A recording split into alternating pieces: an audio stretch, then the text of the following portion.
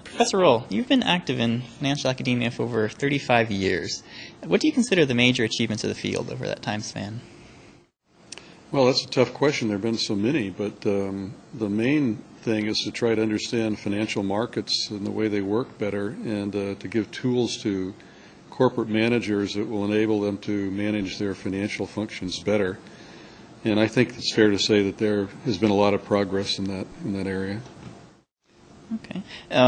What would you consider your most valuable contributions to the field? Well, I usually rely on the citation index. I've published a lot of papers, and so I look to see which ones get cited. I've had a few that are cited quite a bit. I wrote a paper back in the 70s on the asset pricing theory, which is very widely cited, but there are some others too.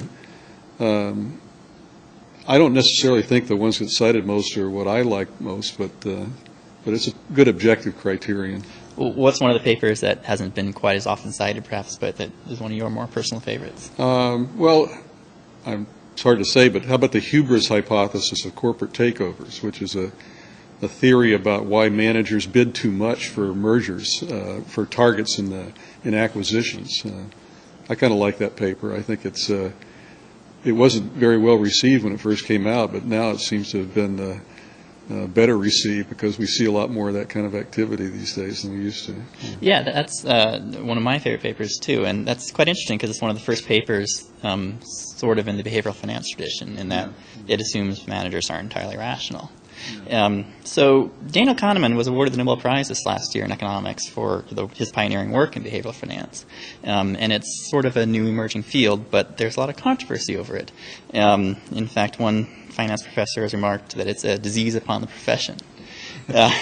What's your point of view on it? Do you think it's an emerging field with value?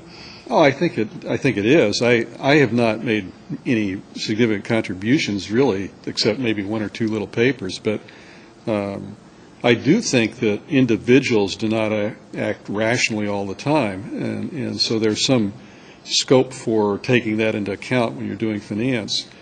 To me, the main issue in behavioral finance is what happens when you aggregate these individual decision makers, whether that irrationality shows up in market prices or not, or whether or not somehow the rational people kind of get rid of the effect of those irrationalities in the aggregation. That's the central empirical issue in behavioral finance, and I think actually people on both sides that are at least reasonable about it would agree with that assessment. Okay. Some of your recent research has focused on TIPS, that's inflation index treasuries. Mm-hmm. Do you think that these give investors something close to a real true risk-free rate, and do you think that they should have a valuable purpose in people's portfolios? Well, if you take my own personal portfolio, I'd say yes, because I put everything I had in them when they first came out. So I guess that's my opinion is maybe a little bit tainted by that. But I have to admit that I think in general, what I've done in my research is try to evaluate TIPS as an investment vehicle to see how they belong in portfolios, and they do belong in most investor portfolios, I think. They have done very, very well for people who bought them early on, as you probably know.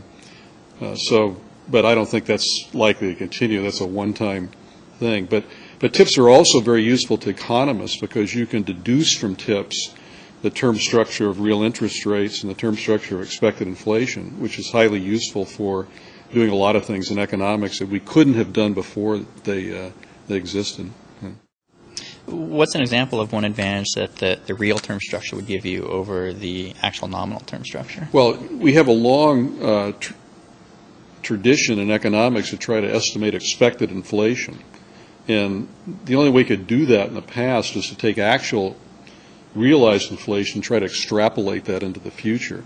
But TIPS give you a current way of doing that right now, a kind of a market consensus belief, because they give you a real interest rate. You can subtract that from the nominal interest rate. It gives you an immediate forecast of what's going to happen to inflation. So actually TIPS, I know TIPS are used by the central banks of the world, the European Central Bank and the Fed, to get a market's belief about what inflation is going to be. And so they're already used by monetary authorities for that purpose. They haven't been very widely studied, though, so there's plenty left to do in that area.